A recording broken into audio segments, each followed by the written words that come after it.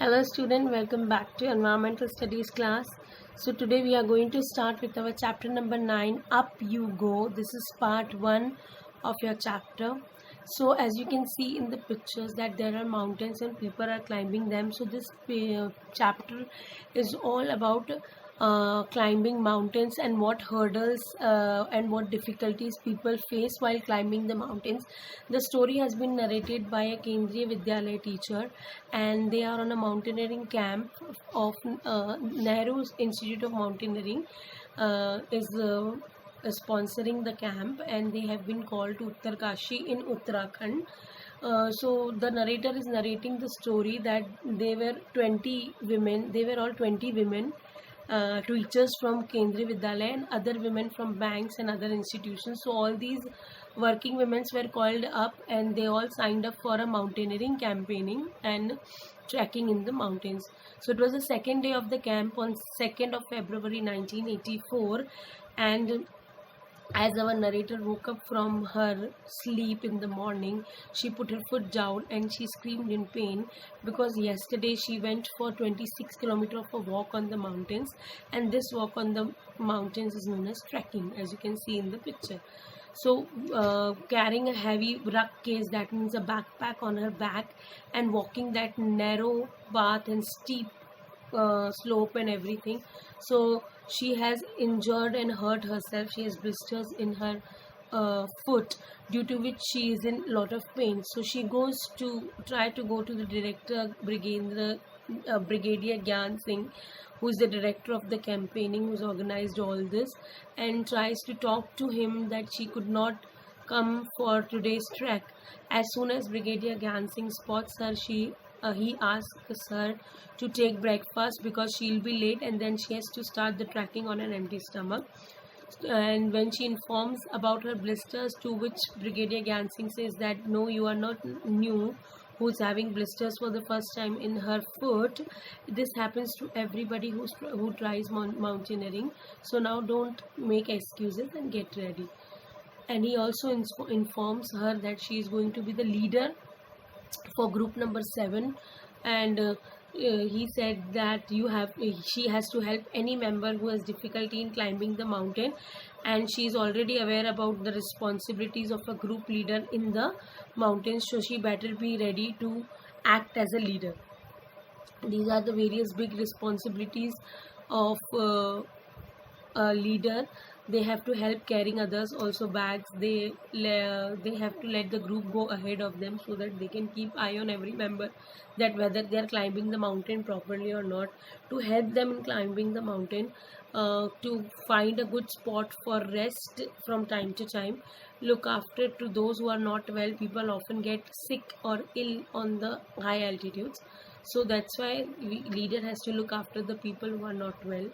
They have to arrange food for the group also, and the most important thing is that if somebody commits mistakes into the group, it is the leader who has to bear the punishment or scolding from the seniors if somebody is committing mistakes from her group. So these are all the responsibilities which are of leader. And in mountains there is a special kind of discipline required in order to do a dangerous work with discipline and get success. So group number 7 consists of girls from Assam, Manipur, Mizoram, Meghalaya and Nagaland. These states are northeastern states of our country.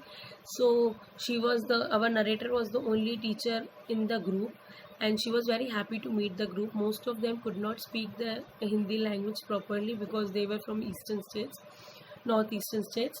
And Khondonbi was a special girl because she was from Mizoram and she only spoke Mizo, nothing else. But in 21 days, narrator has not spoken to her because of the language barrier. But actually, they became very, very good friends during this campaign. So first task is to cross the river on 5th February 1984. This is the first big task for them. Though in the breakfast they had vitamin C, iron tablet and hot chocolate milk with breakfast. So in mountains a lot of energy and strength and warmth is required, because as much as you go on higher altitudes, that means height of the mountain, as compared to the sea level on the ground. And height of the mountains, the distance between the two is known as altitude. So the higher the altitude, the lower the temperature would be, and it would be a cold weather. So they have to consume food items which are going to keep them warm and provide them with warmth, and so that people does not catch cold and bear the consequences of having cold weather. Also, they need lot of strength and energy as they are climbing up against the gravitational force which is constantly pulling down to them. And in order to climb up and opposite to the gravitational force, they have to use much more percentage of strength of what they use on the plains while walking simply. So nuts, fruits with high energy and iron supplements and vitamin C supplements are required. So they have a 8-kilometer trek, and then they reach a river. And now the important fact about the river into the mountains is that they have to cross the river using ropes and pegs. They cannot cross the river simply by swimming, because in mountains the speed of the river is very much. It starts from the mountains and it is in the first phase. River is in the very first phase of its, and in the very first phase it is very narrow in the distance but very high in the speed. So people cannot take risk of crossing the river simply by swimming. So they have to take every precaution. So ropes are tied from one pole to another pole. There are certain ways. As you can see, our narrator is climbing as holding the rope with the help of hands and legs both. So another type in which they can cross the river is this way: tying a single rope down and up on the poles and then crossing properly. Also another way is to bind a bridge like that. Second one, it is most secure and proper way also. But equipments are required in order to climb the river, to cross the river. That is, this sling is required. Now sling has a big rubber like rope in between which stretches, and it has two hooks. One hook is tied to the rope on the waist of the person who's crossing the river, and another rope is tied to the another hook is tied to the rope which of the bridge which has to be the river which has to be crossed. So instructor tied the rope around his waist and put a sling type of hook in it. He then put the sling on the thick rope and tied across the river, walking through icy water. Now they have tied only one rope and they are walking through icy water. Now everybody sees that the instructor has done it successfully, so he encourages all. So what our narrator did, she went and stand behind the line so that she has to be last to cross the river. But somebody spots her, and it was her chance. It was she was one to be the first to cross the river. So she was very scared and feeling nervous, and somehow she started putting her feet firmly on the riverbed after taking all the necessary safety measures. But and she was walking further. At one time she was in the water till her neck, and at that time she lost her balance in the middle of the river. Her hands were she lost the grip of the rope and everything. But due to the sling on her waist, and one hook on her waist and another hook on her rope, she was able to cross the river successfully, because slings are that strong in order to carry and the weight of a person who is being attached with the help of the sling.